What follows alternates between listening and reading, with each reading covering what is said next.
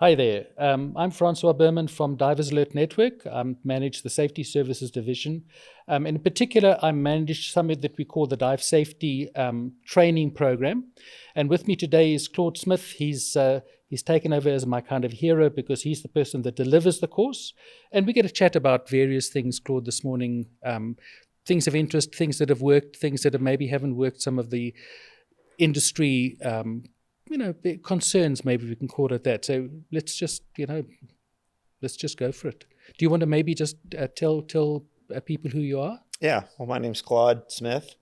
I've been a DAN member for many years now, and kind of fell into the role of the dive operations safety training that you wrote. I wish I could take credit for it, but it's a great course, and we're trying to get that rolled out. I think that's from an industry trending perspective. I think you're onto something. I really I really like it. I think that there's always tweaks we could do that we've talked about, but am really excited about it. Diventures is excited about it, so that's why I'm here at the big show. Yeah, that's great.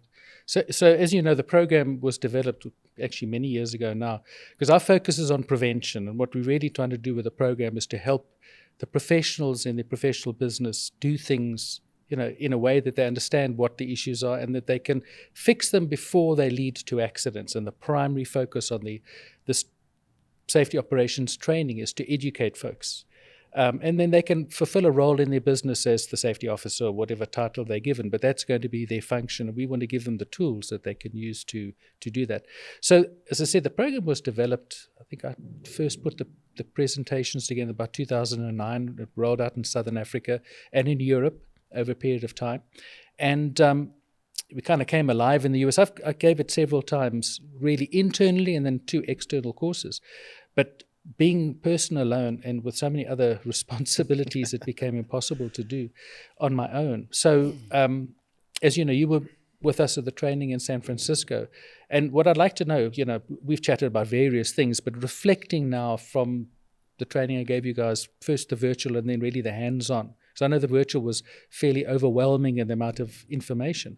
But when did it click for you? When did you kind of say, hey, this is something that I'm really excited about. I can see how it works. I can see how we can actually convey this message of safety to whoever it is that we're trying to assist. And of course, ours is not a compliance program, as you know. Right. We're an education program. Yep. We go far more with education than telling people what they can't do. And I think that's what grabbed me right away. It was the fact that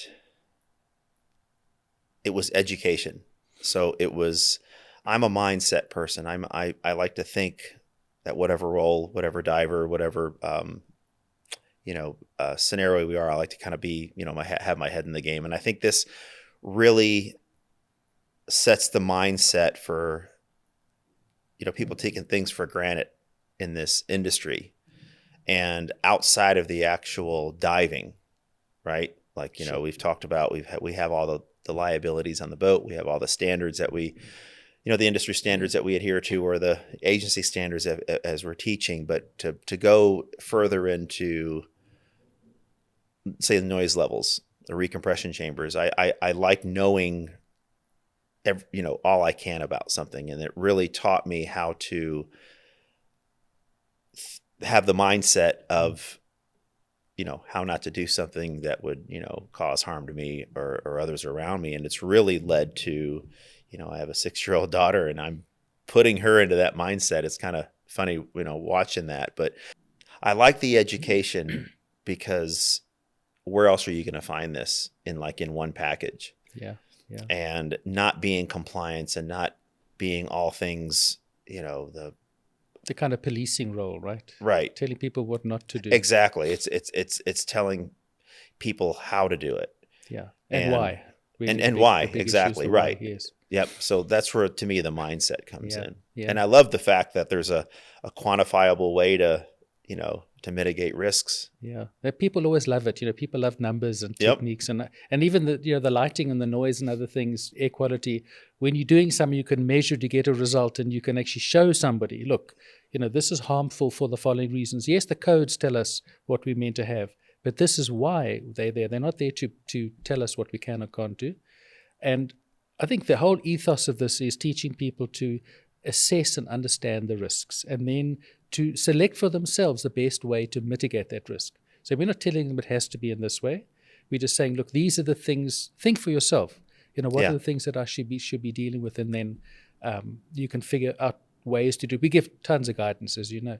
But you mentioned quite overwhelming. I wanted to go back to that point. So you now present the course, and you've done a couple of courses already. Now that you're on the other side, not the listening side, but the giving side, can you now see that those 20-something topics, every one of them is relevant? I know absorbing all that information as a course participant is somewhat overwhelming, but are there any of those topics that they shouldn't know about? No, I mean, that's the kind of the beauty of it. The course takes about 40 hours, as you know. The bulk of it is virtual. It's to me, it's a very engaging virtual sessions.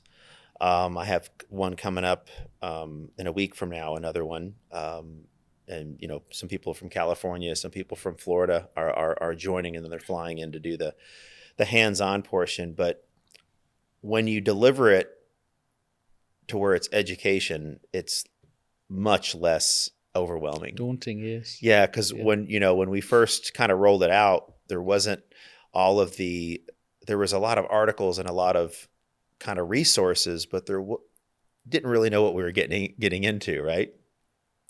And then you hit the ground running, and I think it's fantastic. I wish I could take credit for more of the course. It's only like 40 years of experience, but you've got probably more, so you can put it into even a better perspective than I can. I mean, you guys have been working in dive centers, doing a lot more diving than I've had the opportunity to do.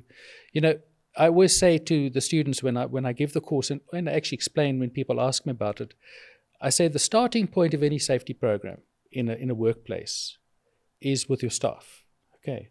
And as the management, if you show your staff that you care about them, their health, their welfare, their future, what's going to happen after all this exposure to noise, sunlight, and so on, then once they take that on and they understand that they've been taken care of, their way of communicating that to your clients and the divers increases hugely. Because now it's not just a case of, hey, do you mind putting your long sleeve shirt on because this is, in this particular area, a lot of reflection from the sea, and people don't realize they're accumulating damage. And you say that not because you've read it somewhere, but because it makes sense and you understand the underlying issues as to what they are.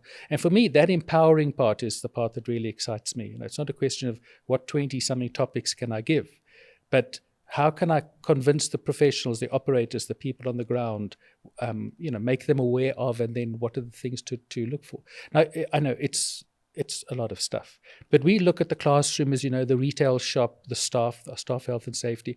And some people do all of that, and some people maybe do 3 or 4 of the elements. And then there's some common elements. As the teacher, you've got to cover everything. I mean, that's what's expected of you. And I always say it's loads of information. You can't expect people to absorb it all. The ethos behind it is clear, this constant looking at what the risks are. But tables and numbers and all these things, and I say, you've got the articles, one day, maybe you have an issue with air quality, and you can wind back and say, okay, I remember I did this stuff. What are the guidelines that I should be following? Why are those guidelines in place? How can it impact on people, and so on? And carbon monoxide being, really the big issue. One of the things that kind of amused me is giving the course to your company. You weren't on that particular course. Is the mindset that people get into. I've done this all the time, and slowly but surely you lose your focus, you become complacent, and you just assume. And it's such a powerful lesson for the folks there, because they run a great shop, and their air quality is tested quarterly. Mm-hmm. And they duly send it off, the certificate comes back, and they proudly put it right next to the compressor to show people, we take it seriously, we keep the stuff up to date. And I saw the certificate and I thought, that's great. And we have a look, because I always look for trends and, some of the issues of interest to me. And I smiled and let them see I was smiling. And I went right back. I said, let's go back 2 or 3 years. And I was showing them, look at the certificate. Don't look at, it's a certificate and it's got numbers on it. Look at the numbers. The trending. Yeah, look at the trends. So let's look at the carbon monoxide trend. And it was 0, 1, 2, 0, 1, 3, 7, 11, and up it went. And the standard is 10 is the maximum. Mm-hmm. And you assumed you passed. Actually, the certificate, if you look at the bottom, says failed. Did you look at that? Yeah. And the senior guys, they all sort of, they'll still quote you the same story because it's just an eye-opener when you understand that there's a limit. We need to just check. We need to look at the trends. Maybe something's changed in our setup. And there was a reason. We found the reason. We'd never have thought of looking for it if we hadn't analyzed what the certificate was. And that's the importance of it is, okay, we have an uptick in carbon monoxide. It's not going to come from a million different reasons. There's a handful of reasons. You go through the diagnostics and you find it and you fix it and you move on. And that's what I like about the air, the gas quality. And I built the same one as you saw. And I was actually in Omaha and doing a hands-on because we're doing our staff. And it's great because, with the mindset being there, it's very contagious, right? Yes. And, know your audience, know what topics are, more prevalent than others, right? Special interest. Yeah. Yep. And I was in the technician's room. That's kind of like where I find my home in dive shops. And I was setting up and I got an email and it was all red, ! Shut it down, recall all the cylinders. And of course I'm opening it up and I remember the CO2, which is, the limits are 500 and it was 20,900 and it was a test result. And I was like, wow, that sounds awfully high. So I was there before anybody else. And, I grabbed a couple of different cylinders and did a air quality test. And it was I think it was 450-ish, not 2000. Absolute standard, what the atmosphere is that we breathe. Yeah. And it was actually time for this was right before we actually did an oil and filter change with the compressor. It was due. And I was kind of going through the technician about, compressor maintenance. And so I emailed our training director and I was like, yeah, that's a false alarm. And I showed him a picture of it and he calls me up. He's like, did you just test for CO2? I said, yeah. He's like, how? I said, well, that would be it'd be less heroic if I told you what I'm doing here. So, but anyway, it's kind of nice to have that backup. And of course we did the oil filter change and then dropped down to, less than half of what it was. But, it's kind of being at the right place at the right time with the right tools, positive things happen. And understanding what it is you're looking for. You mentioned something, I'm not quite sure whether you meant it or not, but you said the limit is 500. Now, hang on, you're my hero, okay? Because it should be 500 or less. 500. I know but in the US, the grade E is 1,000. Yeah. And I always have an issue with that because that indicates there's a source somewhere, and it should be 350 to 420. That's normal atmospheric. Well, that's atmospheric, levels. yeah. Why wouldn't it be? Shouldn't be zero, because some people present to me it's zero, and I say there's no chance. There's something wrong with your measurement technique if you're getting zero. Carbon monoxide, absolutely so. The European standard is 500, and because I want you to know, listen, it's not that it's going to kill you at 501. And 20,000, by the way, that's 2%. You can survive that. The problem is the deeper you dive. Yes, of course. With each atmosphere, it becomes more and more. And the eventually partial pressure skyrockets. Eventually you're going to start hyperventilating and, probably pass out. But that's I would have looked at that figure and I would have thought, go, man, you guys have done something that's miraculous because I couldn't generate that. Not unless I took a CO2 fire extinguisher and sprayed it onto the end of the tube. That's what makes it interesting, Claude. You feel, as the person said to you, how are you doing this? It's really not that difficult to do. Yeah, it's not. It's just not knowing. Most people don't know how to do it or have the resources. The big issue for me is the why. Yeah. Because the reason I built the air quality test kit, if you do fail, you're gonna shut everything down. You're gonna recall all your rental cylinders and flush them out, whatever the issue is, and then you're gonna try to fix it. And then you're gonna overnight another air sample. There's several in Texas, and then wait for the results and have it expedited. It's thousands of dollars before you even know that you fixed the problem. Yeah. So if you do have a problem, you go through the diagnostics, you fix it, you do the little the air test kit, which is the same detector tubes they use there, and then they It's just they have a fancy stamp, right? Exactly. And exactly. And then once you do fix it, then you go get the And stamp of we approval. always hear, that we kind of digressing a bit, we always hear about, oh, but you need a sophisticated instrument that's more accurate. And it is perhaps, but the tolerance is so broad that plus or minus 15 ppm, who cares? Right, exactly. You want to have plus or minus 0.1, who cares? It's not, our bodies don't react to these things in 50 ppms. You really need to get up much, much higher than that. We breathe 420. We sit in a room listening to somebody speak. And sometimes, I know in Texas, they have a CO2 monitor at the back. And it's there because when it gets too high, you want to get some ventilation going. Otherwise, people fall asleep. And I see it's 1,200, 1,500 if it's a small room. Those are way over the limit, and yet people are just fine.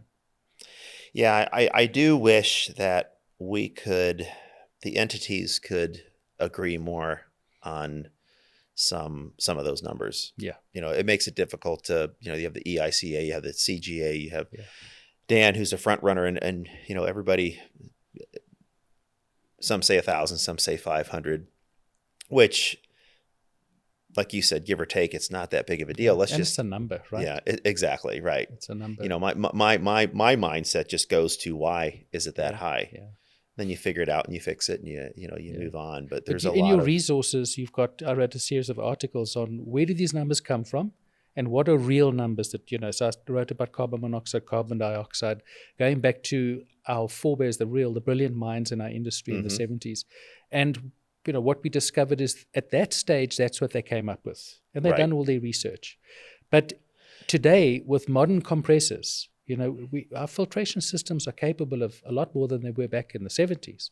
And it's not just a question of a safe level. It's also telling you that your filtration system's not working effectively. Right. Because it shouldn't be producing those values. So it gives you an added tool to say, hey, I need to change my filters at this particular stage. So it's interesting for me. I like writing about real stuff. I'm not really into all the research-based, very important stuff, but I want to be pragmatic. Yeah. And I agree. I think it shouldn't be higher. If it's higher than the atmosphere, then why? And, with the technology of the filtration now, it's very, easy to meet those standards. To meet those standards. Change the topic a little bit, Claude. So you've been giving this several times now, and perhaps you might remember when you did the course, lots of theory and some of it, how do I put this into practice? And then I started with the practical sessions and showing the air quality compressor was one issue. And it's interesting, the person that I got to be the safety officer to ask the right questions. Yeah, he knows all this stuff.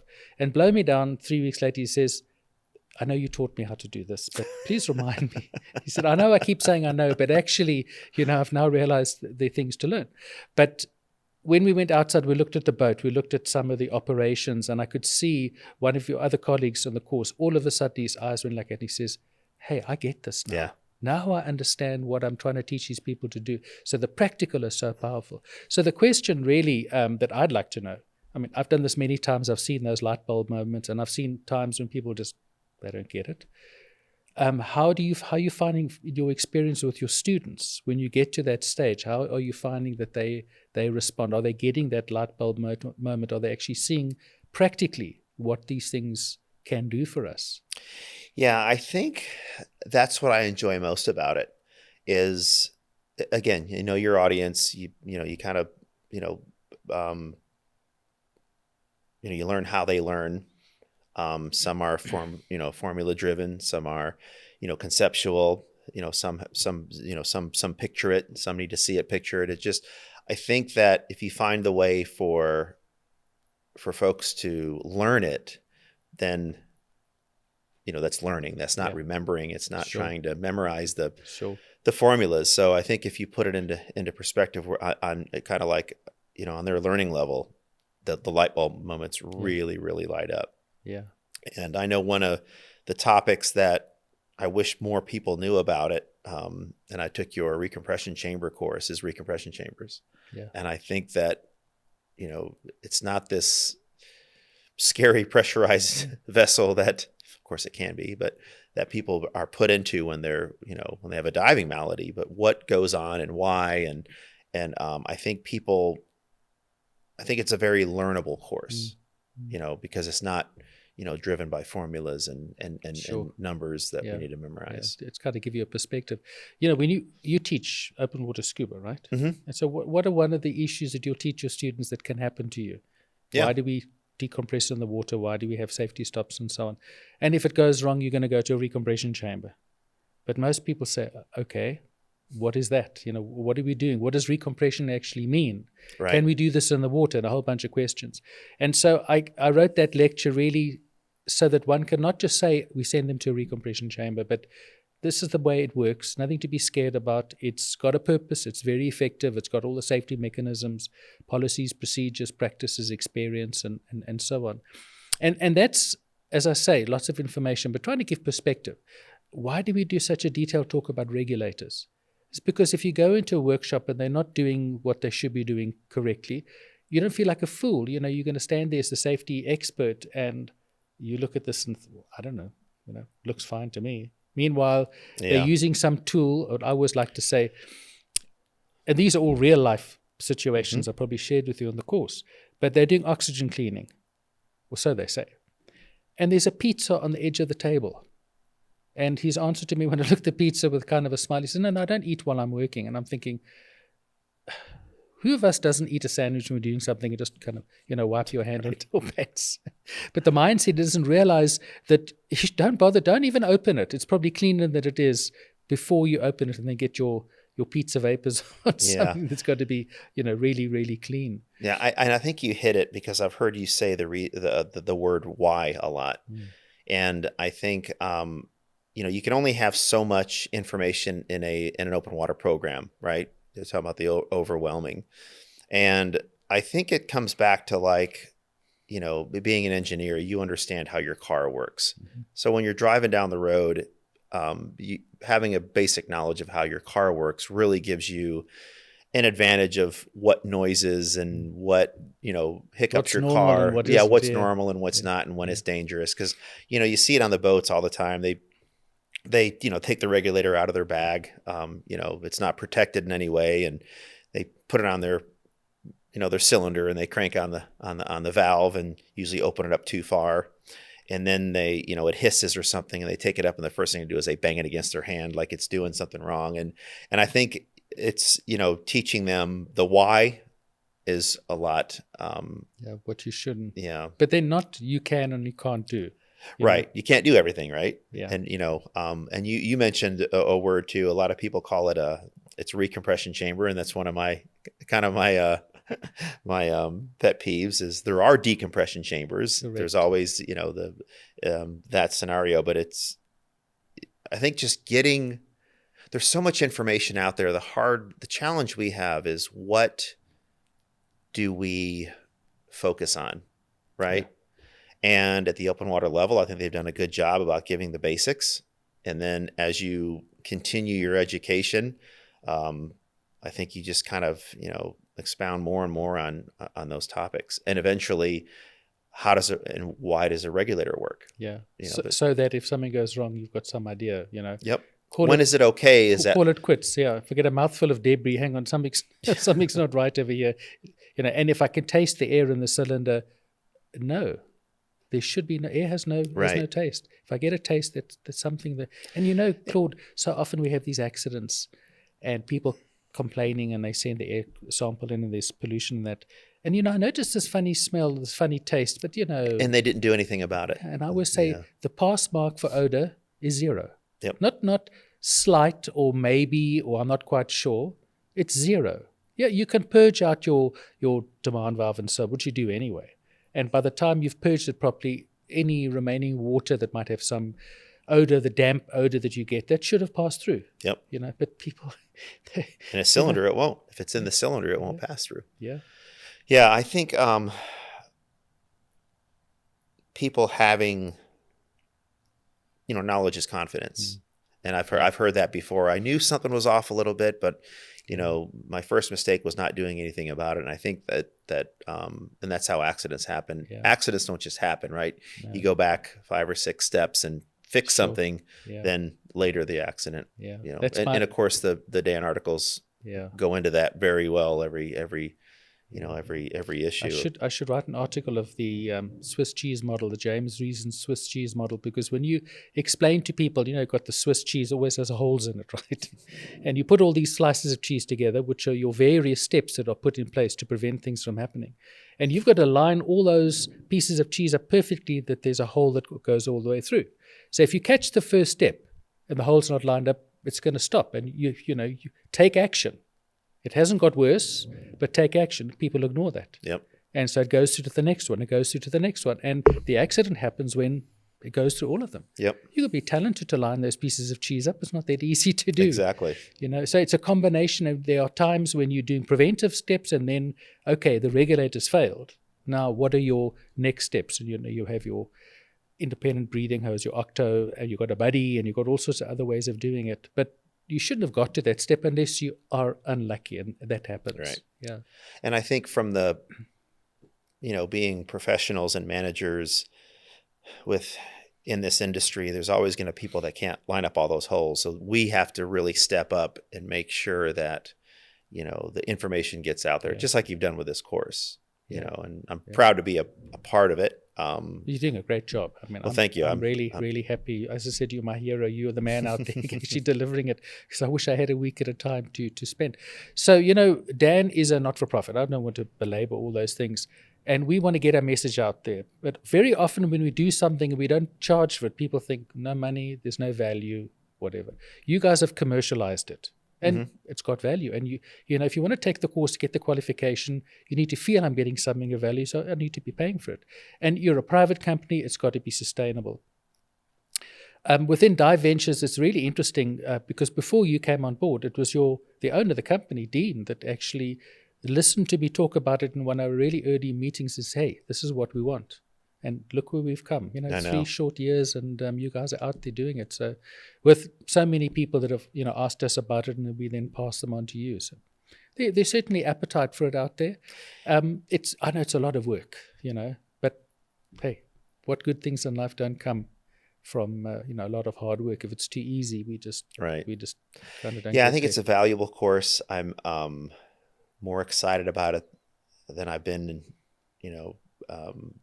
Grows on you, right? It does. It really does. And it's like anything else. First, you're exposed to something, and then you start kind of understanding it, and then you start comprehending it, and then you start teaching it, and then teaching people how to teach it. So, the level of understanding of it is really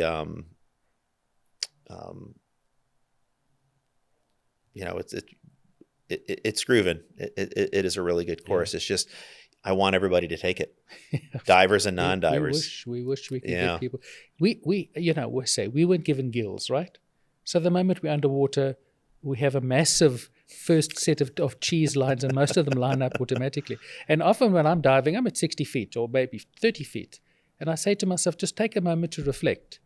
You like standing on a precipice and walking down a path, because a wrong move and it's too far to the surface to get up, Yep. And we just, in the beginning, when you're a learner diver, I've got this air in the cylinder, I've got this valve, all this noise, handle everything carefully. I'm just trying not to pop up at the surface, right? And then later on it becomes, kill the coral. I just want to swim around and look at stuff. And later on it becomes, my buddy? Where's what buddy? buddy? I'm my own buddy. That's right. Yeah. So part of what I'm trying to do now, Claude, is refine what we kind of developed in the course and find other topics that, as we go with time, maybe we can make it as additional learning after you've done the course. Here are a couple of extra things. You can go and do a refresher and maybe introduce a bunch of things that we don't talk about. And one of them that it's kind of been on my mind for 2 or 3 years now is, what's the greatest risk in reality to the dive professional? They're out in the sun all day, every day. Yeah, I enjoyed they don't realize that I'm subtracting time from my life because I'm increasing the chance of getting some dread disease, but I'm also aging faster. And it's cool that I look brown, with cool sunglasses on, but I'm aging faster. That UVA is not going away. It's an accumulative thing. And there's some good steps you can take to reduce that. The reason I put it into our safety officer training is because the employer at the end of the day is at risk. So if they dive, let's take the crew. if that person is busy unloading cylinders, they're in the sun, they pull the BC, pick up the fins of the BC from the guys getting out the water, they're in the sun all the time. And 10 years later, they start to have vision issues. And then the ophthalmologist says, have you been in the sun a lot because you've got UV damage to your cornea, which is giving you blurred vision. And quite rightly so, that person can go back to the employer and say, hey, you didn't tell me that this was particular hazardous. You didn't educate me. You didn't make me wear sunglasses because I thought, you guys are the experts, and here I am with vision issues. And it's too late. And it's not about suing people, but it's about saying, hey, talk to your people. Yeah. Let them know. So I'm pretty excited about the lecture that I'm giving at DEMA. It wasn't particularly well attended yesterday. And it's a pity because every single dive professional I know is exposed to this. Yeah, I'm on about probably 75 days a year. Right. And I think that's an important topic. I will be joining you on your next one tomorrow, or today. No, tomorrow. Today's liverboards. Okay, because that was the other topic that I think I think people need to know more about is the liveaboard. There's so many different kind of liveaboards and so many different areas of the world where things could potentially go wrong. And they do, Claude. And they do go wrong. This year alone, we've had 22 liveaboard issues, fires or floundering, sinking, capsizing. It's, I know there are a lot of liveaboards out there, but percentage-wise, we're talking about percents. We're not talking about 0.001%.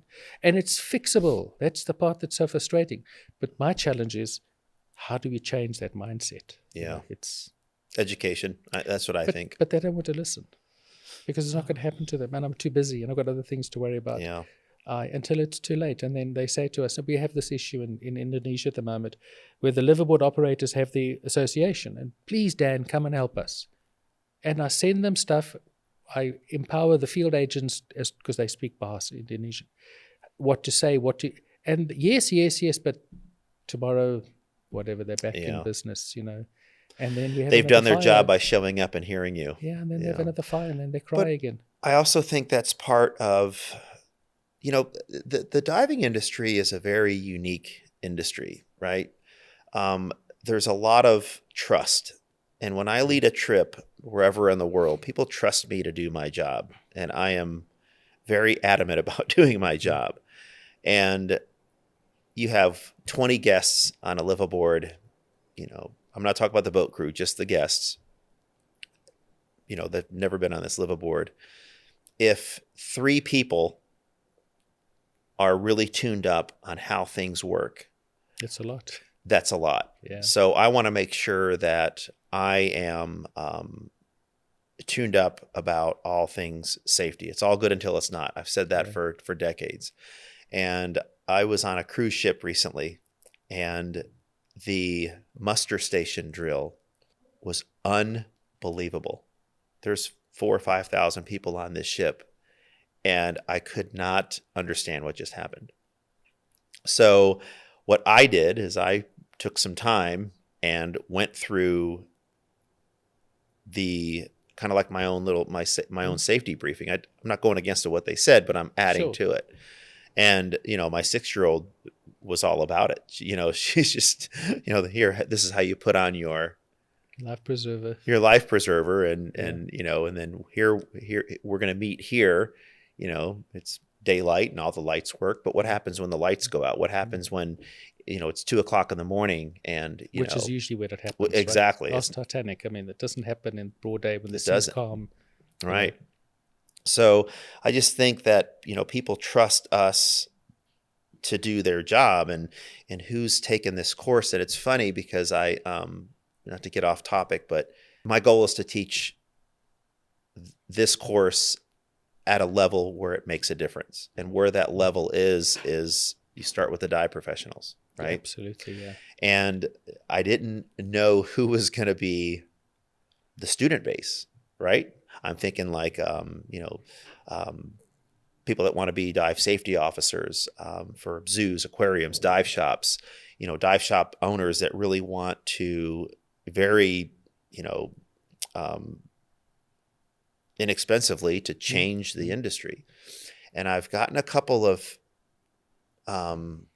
new professionals, dive masters. They were both new dive masters, two of them. And I always, kind of break the ice, like you do, like, why did you take this course? And two of them were just, I just want to know better and not put my safety into someone else. I'm not I don't want to rely on somebody else. And that was a kind of a really positive thing to hear, that, to step up and to learn. Yeah. You've got a colleague that used to work with you. I think she still does some trip leading and so on. And pretty early on in this process, she went off and did a trip somewhere. And she said, first time I stood back, I'm safety conscious, but I stood back and I realized how many things can go wrong that could easily be addressed with a good briefing and, and making sure that the passengers understand what it is they need to do. Muster station. It's a small boat. There are 2 muster stations. People would still not know where to go to. Right. And if they don't know where to go to, you're going to start looking for them. And that's where, you'd lose even more lives when somebody goes back down to find somebody that was missing. But it was just an awareness, Claude. And my goal with this training is to turn the process into intuitive thinking rather than having a checklist. Yes. And that's how I work. A couple of silly examples. I don't know whether I shared this with you on the course, but I was doing a safety assessment of a hyperbaric facility down in Latin America. And I'm looking at this chamber and there's something nagging me. It's not the valves, it's not the gauges, not the communication system, the analyzer's working. Something just doesn't look right. And then I looked up. And there was the safety valve, which should be there. So now I'm thinking, is it too small? What's bugging me? Well, when they put the chamber into the room had a very low roof. So they took the safety valve off to get it in, so they didn't break it. It's coming through the door, and then they put it back on, back to front. So they put the outlet on the chamber, and the inlet became the outlet. Wow. So the deeper the chamber dives, the more closed the safety valve is going to be. Right. And it was a nagging thing, and when I explained it to them, my gosh, heavens. The light bulb, yeah. Yeah, for them. But for me, the intuitive part of it is I do a walkthrough. I would do a walkthrough through dive business, and my intuition says, these are the things that I really need to educate these guys. I don't go in there, as you've seen me work with my light meter, my sound meter, my air quality testing kit and a checklist and say, these are the things you need to fix. You're going to get people turned off by that. They're going to switch off, and they're going to say, well, you told me, and therefore it is what it is. Right. Yeah. Rather than, I know what the law says. I'm not going to tell you what the OSHA inspector is going to come shut you down. I want for you to know, why is it an issue? And if you know why it's an issue, then you can moderate that yourself. And that intuitive approach is really where the person that's done the course, that's had the education, that's been out and worked in their dive business, starts to develop that sort of second sight or sixth sight or whatever, sixth sense, I think is what they call it, right? Yeah. And that's your education. And honestly, Claude, that's so exciting to see when that happens. I go into a dive shop, I introduce myself, I explain I'm not here to inspect or criticize or anything. And my measure of success of my interview is how quickly does that dive shop owner or whoever's in charge of safety start showing me their dirty linen, laundry. They open up completely and say, I'm dumping the stuff into the drain. I've never, now that you're talking about it, I've never kind of asked the question, is this safe? And now they are showing you the things that they're not doing right. Yeah, that's the way I was taught. And I honestly, every time I do that, occasionally you'll come across a know-it-all dive business. And usually what I say to them, look, thanks for your time, nice dive shop. You've got things nicely set up. A couple of things I would probably do differently, but thanks for your time. Because if you start pushing, then their backs start getting up. Yeah. And you want them to start pulling. Yes. Okay? Yeah. And that's true education, right? That's really exciting stuff. Yeah, like we talked about, it's a mindset. And I had a student was doing the risk assessment, and I'll never forget, walked into the room. She's like, "Oh, I can pick this room apart." And I actually had to pull back and say, "Tell me 5 things you like about this room." Great way to do it. And then we'll talk about some of the things that we can fix, instead of going in there on the negative approach, which love the enthusiasm, but it's not all about that. Some things. And when we're big on the diver first aid, and one of the things that I have been doing for many years now is we do ours over a couple of half days instead of, one kind of overwhelming day. And in between day 1 and day 2, I always have, I give them a homework assignment at the end of day 1. Yeah, that's cool. So when we come back on day 2, I want you to tell me something that you've seen, whether it's at the library, the grocery store, at work, or at home, in the garage, whatever, that could potentially lead to an issue, a real issue, a real issue. And theory. People, I like it when they come back with a story, but they did something to fix it. Yeah. And I had somebody text me, somebody dropped a jar of pickles in the grocery store and left it because, somebody else will clean it up. And they texted it to me, and they got the manager or they're the ones that somebody's going to cut their foot. Or exactly. Or a kid. Yep, Yeah, exactly. So instead of just doing it and ignoring it, the right thing to do is to get it fixed. You've hit a great point. I haven't thought of this before. You're a father. You've had a daughter. Mm-hmm. When she was young, do you know what we like as parents when our kids are small? We see danger everywhere. Right? Yes. We want to see our kids, and we don't want them to eat things they shouldn't eat. And that's intuitive, right? Yep. You don't go there with a checklist, are these things right or wrong? We just, and you're in the dive business, your dive business, what the things are that can go wrong. And that intuitive part should, and you're a leader. That's what we really, it's really our job to do that. Yeah. I think maybe to finish off, and I don't want you to pat anybody in the back. I'd like you to be pretty frank with us. You've mentioned a couple of the programs that we do. So in safety services, the division I run, Joanne and I, when she first started, I said, what I'm trying to achieve, and this is now going to put things into perspective for you, is we want to make a difference to safety in the industry, a real difference. So what are the programs we can come up with that improve safety? Diving first aid is damage control. Mm-hmm. We want people to be prepared with oxygen, first aid kit, and so on. But I don't want them to get injured. Right. I want to put the first aid out of business. I want to put insurance out of business. You can't. Something's always going to go wrong. But we need to come up with meaningful ways of doing it. And so, I've been writing articles, giving presentations, offering this course, all of it preventative. You've been on the receiving end. You see the articles, you hear the webinars, you've had the training. Honestly, how are we doing, and what can we do differently? How can we do this better? I mean, you're the receiving person. You need to, have a different perspective to me. I think we're doing good stuff. Education is the best. So when people talk about like the rescue course, it's a game changer. It's a course that everybody remembers. It's a course that, it was the hardest course you'll ever love. And, and my take on a rescue course is, so let's back up a little bit and ask why somebody would not take a rescue course.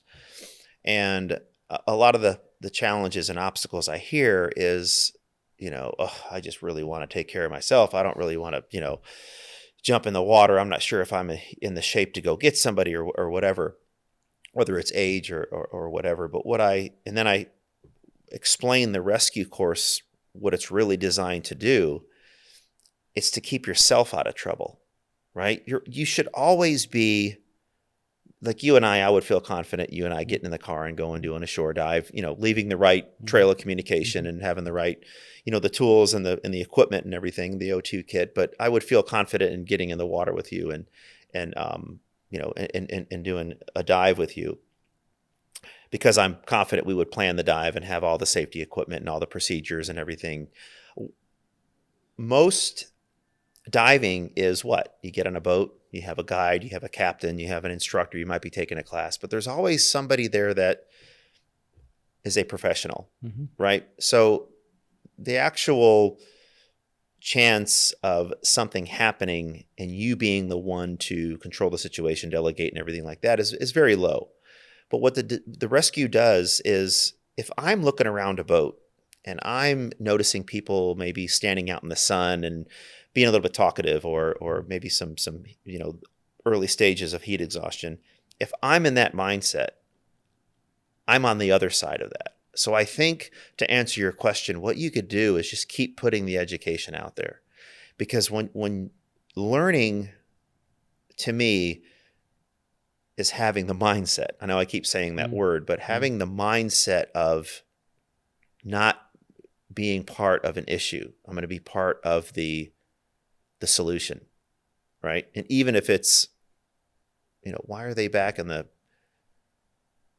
sun on a hot day with no breeze? Why aren't they, drinking water up here in the shade with me? Yeah. So, I'm confident that I'm trying to do what I can to keep myself out of that situation because of what I've been taught in the courses I've taken, the mentors that I've had. Yeah. I think that's what it is. But you've had a desire to learn. True. So going back, like the liverboard guys, we've got an e-learning module on remote diving, which we kind of launched now. And because of the things that are happening, but I know that my uptake is going to be a couple of hundred people. Look, if I can save one life, then it's worth it. Then it's worth it. I mean, what is the value of a life? But how do we get people to want to be educated? And from the professionals that they're out there all day, every day, they get home at 7 o'clock at night, they've still got to prepare for the next day, they're exhausted, they don't want to sit behind a computer and do some learning. How do we motivate them to actually, it's a challenge, I don't know the answer to it. That's a great question, because that goes right into this course, the diving operations safety training, is how does it benefit me? Well, it benefits me with knowledge. It benefits me in a lot of ways, but what incentive do I take? People like, and I've been tossing this around for since I've taken the course, is, certificates, maybe some, at least workman's comp or business insurance reductions.